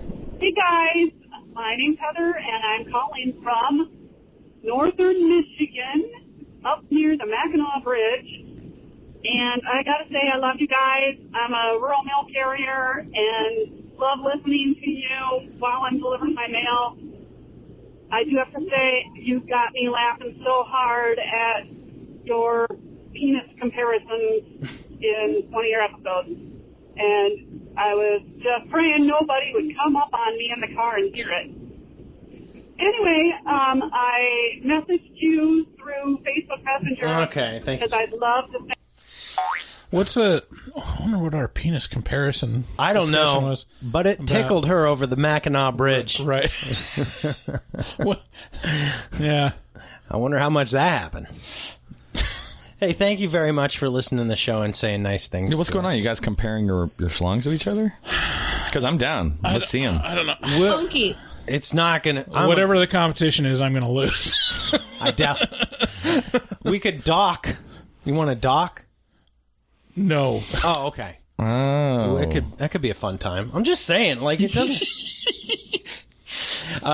Next caller, let's see here. This sounds like this is Mike from Houston. Hey, what's up, guys? Big fan. This is Nick from Houston, and I just want to let you guys know my standings on a few things. First of all, not really afraid of sinkholes. To be honest, they actually turn me on more than anything. And, they're especially great if they're in between a couple big cheeks. You know what I'm saying there, David? You know what I'd be hitting that ass with? A baseball bat. That's right, fellas. I'm team bat as well, David. But, you know what, Bryce, don't worry about that, because there's still a spear that I use a lot. My meat spear. Alrighty. I love you guys. And big hugs from Houston. And kisses if you're gay. Just kidding. I'll still do that if you're straight. Love you guys. Bye. This guy's big Team David over here. I love it. Yeah. Okay, so we got to catch up on a few things. Here, Fart. I don't know if you're familiar with the Bats versus Spears debacle. No. So we're discussing. Let's just. All right. Zombie apocalypse occurs. Which are you going for your go-to weapon? Melee weapon. Melee weapon, right? Yeah, no mechanical like guns, nothing like that. Well, I read the book, How to Survive the Zombie. So did I. Mel Brooks' son. Max Brooks, yeah. So samurai sword all day long. Okay, but that wasn't an option. Oh, sorry. What was the option? The bat? Bat versus you can choose. Okay, samurai sword. All day long. You keep that shit sharpened. Dunzo. You got reach. I'm gonna say that's a good option if it were truly an option. Oh, but if it's not, and you say, wait, a bat? No, what I'm saying is, where are you gonna get a samurai sword? The mall. So you're gonna, in the middle of a zombie outbreak, Absolutely. You're gonna do the most cliche thing ever. Go to the mall. Get that sword. Go to food court. Get myself some Cinnabon. Stock up all that shit before you got to hit the water. I had respect at that point. for you. I had respect. What are you gonna do? Go straight to the boat? You're gonna go rob somebody's boat and sail out there? Cliche, like all other zombie movies. No. I'm gonna. I have. You saw my zombie mobile out there. The most important argument you had for using a samurai sword fart is reach. Yeah. Nothing has more reach than a spear. But a spear is a one and done. You have to keep pulling that. Have you ever pulled something out of a carcass? This is what I'm saying. Very hard. Listen to this man. Especially with a beveled front end. Like if you're spearing something, it's not going to be a quing, quing, quing. It's going to be a stick. Yeah, stick and then have to pull that shit out. Yeah, it's where I don't understand where this comes from. Like pulling from knowing how things work. No one looks at a knife as like, yeah, I could stab him, but it'd be really hard to pull that knife out once it goes into him. It's like, no, it's literally just a knife on the end of a long pole. Yeah. Right. No one worries about getting a knife stuck in someone. Here's my thoughts on the bat. Goes dull quick too. I'll say this. Going through a lot of skulls. I'll say this. Great. Samurai sword, it's a great idea. Spear, the other pretty thing, good idea too. You don't have a spear. You don't have a samurai sword. Yeah. I can go to any store anywhere and get 2 or 3 bats. I have a spear. And not only that, it doesn't take any dexterity to use. You're not trying to poke something from 6 feet away. You fucking swing away, Merrill. You know? See, here's the go thing. to town. There's no pulling it out. It slides right off of a head. We're being redundant in all this, but I have to give it my due diligence. Yes, everyone has a spear. Everyone has a shovel. Just unscrew the shovel head off and sharpen it. Number 1. That's 1 foot longer than a bat. What you're describing. Also, I just want stick you're to It's describing. way longer. Do we need to put a bat up against a shovel? Yeah, obviously you do. Shovel would go up to here. Dude. Shovel would be up to here. I've rehandled like 30 shovels. Do you think I would know? I think I would. How many shovels have you worked with, Bryce? I don't know, 5. Well, how many have you rehandled? Because the handle is not long. There's a foot and a half of metal shovel on a shovel. There's maybe 3.5 feet of wooden handle. All right. Well, let's say. Oh, I thought you were such an expert. Let's say a closet dowel sharpened. Okay, this is going nowhere. I'm a super. I'm just saying, bro. like with both bats and samurai swords, it depends on swinging. So you have to be close enough to swing with a spear. You can stab like 5 times, like in succession. There's more attacks per second, and the Koreans would appreciate that. I guess at that point, I wouldn't even be out on the battlefield. I would be in a place, destroy the staircase, fill up the bathtub and sinks full of water. You won't see me for a couple months. Okay. I mean, what do I know? I've just done many years of physical labor. Like, don't listen to me. It's just take it from Bryce or Fart. Get your samurai sword. Get your spear. Fuck the spear. Great. I'm not with Bryce on that one. I'm saying fuck the spear because it's too much work, not enough damage. I will fuck the spear. That's something we can all agree on. Next caller. Okay. I'm a super hipster, bro. I know. Where are you pulling these from? Yeah. Hello? Is this the Whores Talk radio show with Dr. David Blaine, the scary cat doctor, the scary meow meow guy? Wow, you got the wrong show. Handsome, this is very strange. Gynecologist? What? I don't know what that is. Sounds kind of racist. Oh. Well, you got us pegged. All right. Next caller. Next caller. Here we go. Hey guys, I'm just listening to. This is Jeremy, by the way, from Milwaukee. Hey, Jeremy. Listening to Don't Breathe 2 review, and just it makes me want to watch it so much. Like, I completely ignored it up until this point because the first one was just like you said, it was like a 5 out of 10. It was bullshit, whatever. But your hatred for it and the way David defends it and how deprived and how insane it sounds makes it seem like the best fucking B-level movie you could watch because you're getting your money's worth. In that regard, you're getting what you came for. But a second note, which is the real reason I called in, is because I think Bryce had a beautiful $1 million idea when he said, why aren't more people just buying up these properties, abandoned properties in Detroit for like $5,000? And it just reminded me, why don't we do the Texas Chainsaw Massacre, 2022, but in Detroit? Buying up all these properties. That's what they should have done. Just like that. I don't know. Whatever. I guess I don't know what I'm talking about. My ex-girlfriend did that. She bought a couple houses in Detroit. Oh, yeah? Yeah. She bought like 2 or 3 houses. Each one was a couple grand. Yeah? She's just sitting on them. Oh, that's just chilling. Yeah, she lives in L.A., but she just has them for maybe that zombie apocalypse. Yeah, when you live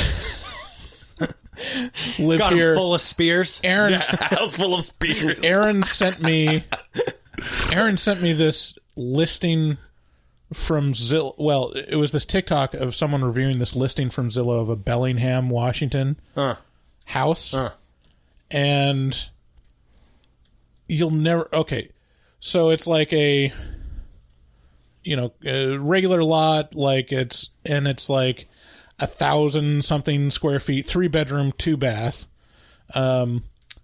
First of all, like, what would your just a middle of the road 3-bedroom, 2-bath, 1,400 square feet in Bellingham? What would you assume it would sell for, or list price? 500. Okay. Shit, I was going low. I was going like 270. Yeah. Right now, things are pretty fucking crazy in Washington. It had burn damage. It looked like an inferno blew out of like the kitchen window and it burnt the fence across from the window. Like the house was literally on fire, and it listed as like, oh, it's a true fixer-upper. List price $1.3 million. Oh, Jesus. Location. Were the pictures of it just literally on fire? That'd be great. It's a work in progress. Are you fucking crazy? The other feud we had that we could get into, and you can weigh in on this, and it doesn't bother us to get into heated arguments, as you can tell. Bryce, would you like to segue your... Oh, sinkholes versus earthquakes? Yeah. I still maintain that the most frightening natural disaster is sinkholes. Kind of geological natural disaster. Yeah, because at any point, the earth can just open up and swallow you, and then you're just gone. What do you think? Where's your money lie for natural disasters? What was it? Sinkholes or earthquakes? But or, really, any natural. You could disaster. samurai sword this and throw something else in there. Yeah. No. I mean, I've lived in California a lot in my life, so I've dealt with like mudslides, things that are randomly kind of terrifying acts of nature wreaking havoc on the area you're in. So sinkholes, where the fuck do sinkholes even happen other than Star Wars in the desert? Everywhere. Can strike at any point, anywhere. Even in the Pacific Northwest? Yeah, they can be man-made. Can be from like sewer leak. It could be from a natural undercurrent of a... Did you forget about all those relatives that you lost to sinkholes, Fart? Is that what's going on? It doesn't matter how prevalent it is. Prevalent. Oh, shit. Prevalent. Prevalent. What are you doing, Sal? Yeah. Oh, nice. It doesn't matter. It's the fact that it could happen. Uh-huh. And I view as like all the other natural disasters where it's like, well, you can... If you're caught in them, there's still stuff that you can do. There's either a warning or there's stuff that you can do in the moment to protect you. Earthquake, like you find a solid structure, stand in a doorway, and get under a sturdy table or something. Or just... I've been through some pretty terrifying earthquakes. Or, just go outside. No, I mean, not when the street is opening up. Oh, you mean like a sinkhole is opening up below you and you get sucked into the earth? Think about the earthquake in the 60s in the Bay. That one was like literally swallowing the city. And is that a sinkhole? I don't fucking know. When the earth opens up and swallows things, so now we're in a combination. It's a fault line. It's not a sinkhole. It's a sinkhole. Oh, it's so tectonic different. plates. So different. So you're needing the earthquake to cause the sinkhole. No, you don't need the earthquake to cause a sinkhole. You can have just like water erode the earth underneath the road or the ground, and then it just disappears into the abyss. Yeah. Is that some right? point. Yeah. Exactly. Like we had... See, here's the thing. There's a couple photos I could share where it's like, okay, that's kind of the most dreadful thing I've ever seen. I shared it on Facebook, and I changed a lot of people's minds just by showing, like, whole city blocks worth of those ones that happen. Yeah, if you live in Mexico, I would be potentially worried about being sucked into a sinkhole. Mm-hmm. I will say that. Natural disasters don't scare me, though. Just to answer that question, I'm more terrified of what exists on the streets of killing me than natural disasters. So Such as? earthquakes, sinkholes, fucking the worst winter, whatever it is, none of it has any What concern exists to me. on the streets? Now bring us into your world for a minute here. Oh, well, yeah, I tend to live with a lot of people that tend to be a little stabby, right? That's the big problem with me is I lived in East LA for a long time. I lived in the shitty areas of Portland and Lents, all that stuff. I'm way more terrified of getting hurt, killed by anything in the city than the actual natural disasters. Those things do nothing to me. I don't like getting hurt, killed either. I don't like feeling vulnerable and terrified on the streets. Hey, I gotta say, so I'm gonna hit him with my bat. We didn't do a great job. This is all my fault. I did not do a great job of introing you at the start, and I must say, What intro? I have appreciated your work on a couple different podcasts, most notably Your Mom's House, for so many years. Your stuff has brought me so much joy. Thank you. And I can't tell you how over the moon I was when you responded to my message. So, number one, thank you for the entertainment. Thank you. And for bringing your talent to the shows that I love. And thank you for coming and being on our show. You've just been just so nice, and I'm sorry if this is an uncomfortable thing for you, but I have to do it. Do you have projects that you want to plug before? I mean, we'll get another chance at the end of the show, but do you have anything you want to like plug or talk about? No, man, I got nothing other than my stupid ass prank calls. You can go listen to those on Instagram, Fart Simpson prank calls, and yeah, I'm gonna work on a short film that's kind of like documentary-esque between you two guys. This is like my first little thing. I'd like to come and shit on Bryce. So that's a little brief clip. You guys don't know that I've been filming. When I tell you that I sneak in and watch you guys, I'm indeed doing that. And then I got Bryce. We gave each other hand jobs. It was great. Oh, baby. You guys are up to no good. So that's what I'm going to plug. The HMT mini documentary. Yeah, we're going to plug gonna each air. other. Oh my God. I don't I'm want a to. super hipster, bro. We know, David. Jesus. Yeah. No, I got nothing to plug, man. I'm just so happy to be here, and you guys are really cool. I love what you guys are doing, and the moment you hit me up, it was a no-brainer. I listened to just a couple of your episodes, and I was like, okay, I'm into this. I like what you're doing. I like the approach. I like that you guys aren't always agreeing with each other. I like that I don't agree with some of your top films and the way you guys are getting it. I love that shit, because if we're all sitting here agreeing, that's fucking boring. So I like that you two bring that. So that's kind of what made me say yes. I was like, this is a fun little thing they have, because I've had many podcasts ask me, okay, not many, I'm not going to toot my own horn, but I'd toot it. I would say out of the ones that have asked me, I usually say no, but you dudes, it was an easy yes. And that's why I'm here. And I love horror movies. I grew up with this shit since a little kid. We talked about that on the phone, where I'm fucked up because of my family showing me things when I was 7 or 8 years old, watching Demon Lover, The Blob, things that I should not have been watching when I was 7 or 8. It's probably why I'm sitting here enjoying all the weird shit you dudes talk about. Would you be willing to stick around for another half hour to 45 minutes for the after pod, where we could actually like talk about that kind of stuff, like how you got your preferences and that kind of thing? What do you think? You douche. Yeah, no problem. Important question. How many fart sounds do you have on the soundboard? Oh, so these are my farts from the 90s. Yeah. So these are old historical farts. Wow. I used to carry around a cassette player and record my farts. Yeah, and I got them on deck. And this is me putting two farts that are in the key of F sharp on top of each other. So that's a fart chord, actually. I'm the first one to make a fart chord. Because these farts are analyzed. I analyze these in my software, and they actually have pitches. So this is in the key of E, and this is the key of D sharp. So I farted twice in F sharp, this one and this one. And then on top of each other, you make a chord. It's a fart chord. So yeah, I'll plug that. Up and coming, I'm going to make a VST synth for software that just make farts. God. Fart chord. This is getting ridiculous. I know. It's like you tapped into... it's like I knew that would be a good question to ask. I got farts on deck. You don't just have 2 farts on deck. You've got an arsenal. Are those all your own? An arsenal. Yeah, those come out of my asshole for sure, man. So hot. No one Can't fake appreciated that. my pun. I get it. Say it again. I love puns. Repeat it. Because you have an arsenal Oh, nice. Arse. Going a little British. of Okay. sound effects.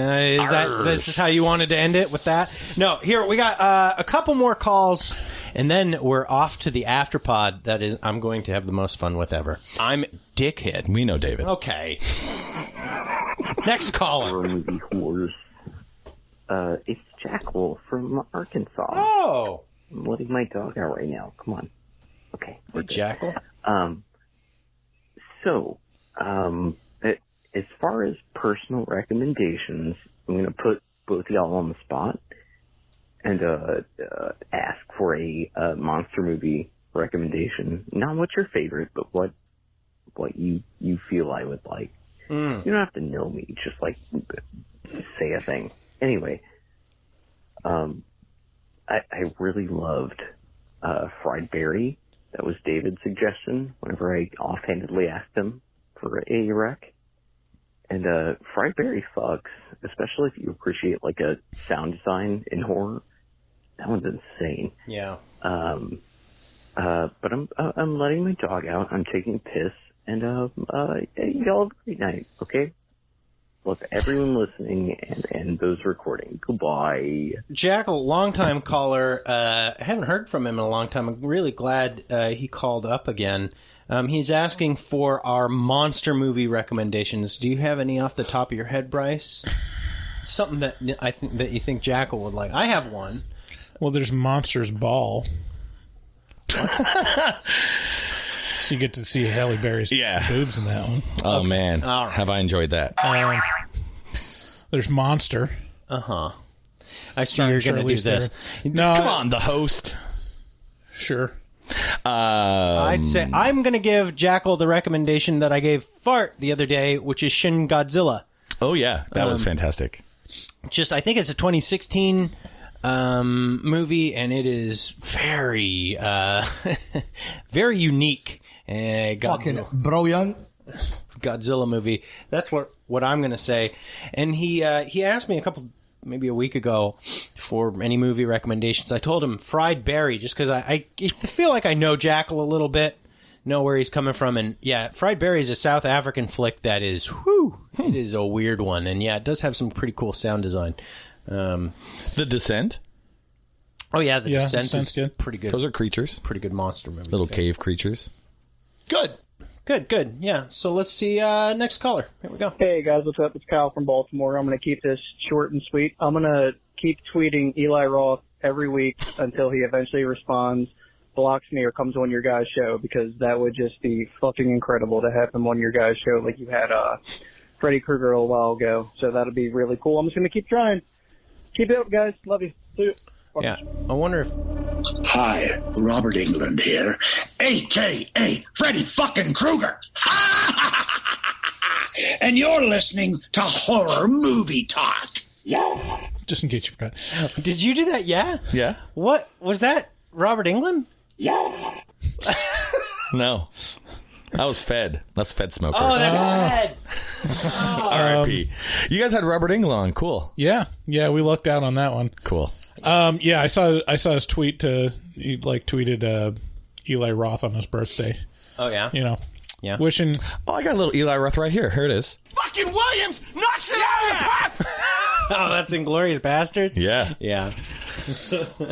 I love Eli Roth. It's a long... Do you guys not like that dude? Or something? I love him. Okay. Yeah, no. His story of being the intern, whose intern was he? Quentin Tarantino. Yeah, Quentin Tarantino's intern. He just used to sit there and just kind of write in his little book, and who the fuck knows what was going on. I mean, he's kind of like, who's the dude from Troma who made Guardians of the Galaxy? Oh yeah. What's his name? Is it James? James Gunn. Yeah, that's it. Yeah. Eli reminds me of like a James Gunn, where like he was just learning from the best. Yeah. Strangely, James Gunn, I feel like is such an edgelord compared to Eli Roth, which is a weird thing. What the fuck is an edgelord? Just somebody who just tries to be edgy for edginess' sake. I think he was. People were trying to cancel him for going to a pedo party put on by like the trauma people, which is like, oh, it's a priest party or something like this, where half the people show up dressed as little kids and the other half show up as priests. What are you talking about? I'm talking about the pedo party. Is this something that Lloyd put together? What the hell are you talking about? I don't Lloyd know. It's a trauma party? This is it's a bunch that sounds very of Lloyd-ish. trauma-esque people, for sure. And Gunn, it's why they tried to get him kicked off. Yeah, it's one of these things where it's like looking for a reason to cancel someone and clutching your pearls about something that's obviously taken out of context. Yeah, and a party with priests and little kids dressed, that's totally a trauma vibe. I mean, that's hilarious. I mean, that's Lloyd's humor. Right. It's fucked up, dark humor. Yeah. So that makes complete sense that he would do that. And plus, Lloyd even comes off as like the creepy old man kind of vibe. Publicly. Yeah. He doesn't hide that shit. He's in all of his movies getting, little blonde naked chicks. And I mean, that's the reason why he wants it. So it's not like they're probably too far off, but I seriously doubt they were doing some pedophilia. No, they weren't. At the no, they it's weren't. Just the fact they were making a joke of it. Yes, it was being made a joke of. And fucking shut. And that's why, but James Gunn is an edgy kind of guy. He grew, he cut his teeth in trauma, and so it's like, what did you expect from the guy from trauma, the writer from Trauma? Yeah.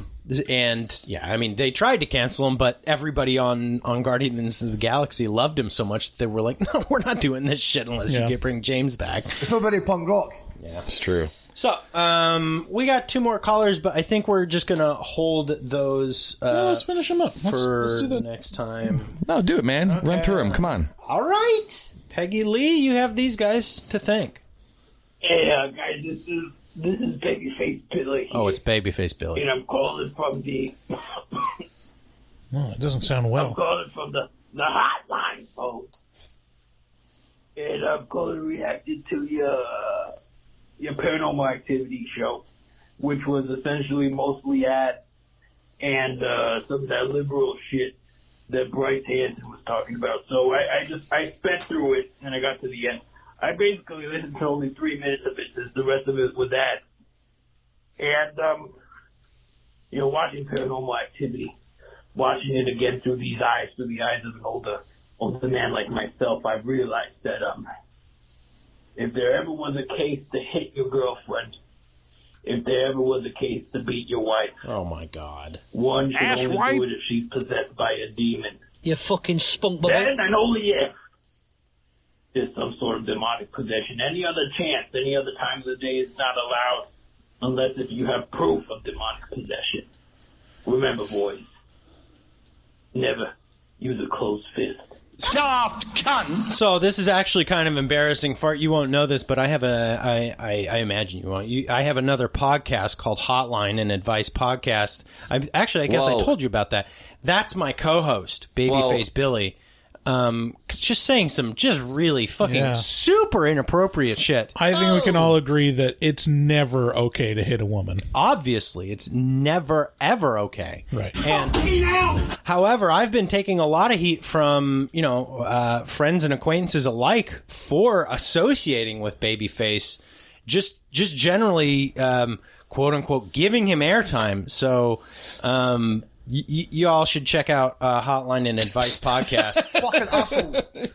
Where Babyface will definitely offend you for sure. Well, fuck yourself. Yeah, well, you got to do what you do. Last message. My short. Honestly, if I'm sleeping in the middle of the night, this bitch comes up and be like, "I'm the demon, I'm gonna fucking kill you. I'm the demon." This is getting ridiculous. If that bitch comes up to me like that while I'm sleeping, trying to get my 8 hours, I'm going to throw down with this bitch. And if we're not throwing down, we're definitely going to do a DP with that ghost bitch. Retarded? Yeah, I mean... Bullshit. Good question. Look, I mean, he's not for everybody, but I personally, I think he's a diamond in the rough. And part of being a diamond in the rough is dickhead. You got to be a little rough. Mm-hmm. And he's a little rough. Mm-hmm. So just bear with him. Look, we give a lot of, you got to give time to people who are slower than you know? And so that's what I'm doing. This is my good deed. You're saying Babyface Billy is that's a good neurodivergent? I mean, we're all a little neurodivergent. Some of us are more divergent than others. Well, yeah. I'd like to fuck Christian Bale's butt and dick. We know, David. Probably my favorite actor of all time. We know. And the reason I like Christian Bale so much as an actor is because I'm a dickhead. I'm a dickhead. Yep. Wow. Please play that first one again. I'd like to fuck Christian Bale's butt and dick. Oh my god. Yeah. Oh man. Oh, I like this one. Listen to fucking David's laugh. It's very musical, right?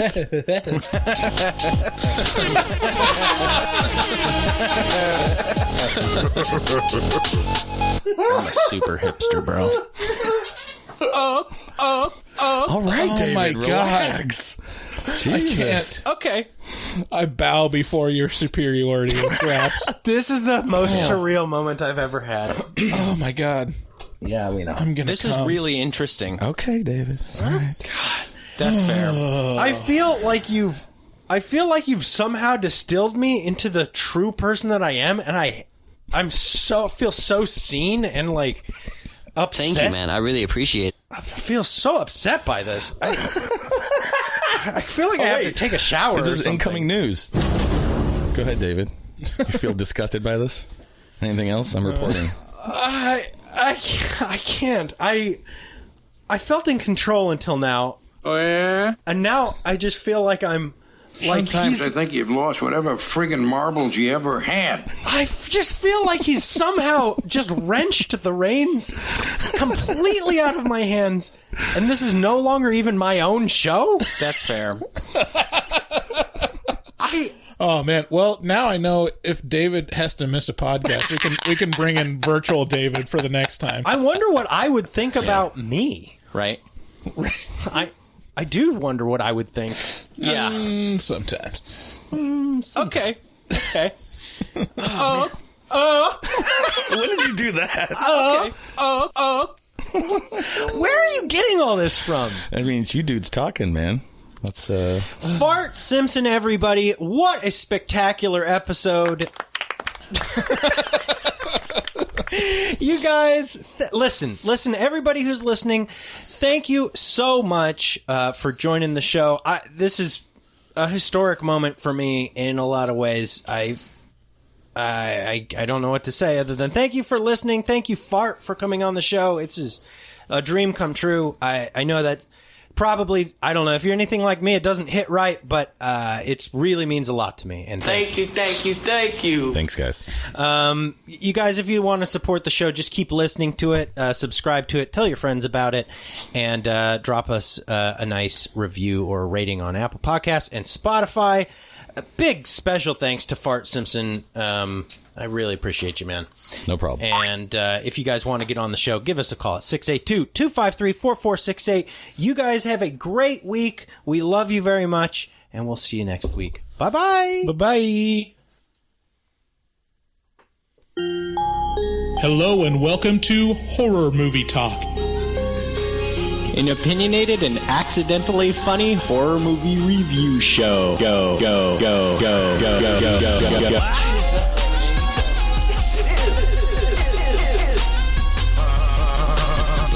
Send a stroll through the scraggly woods. He had no face! Horror! Sabrina, don't just stare at it, eat it. New theatrical releases always get priority. But we also review older horror movies, both good and horrible.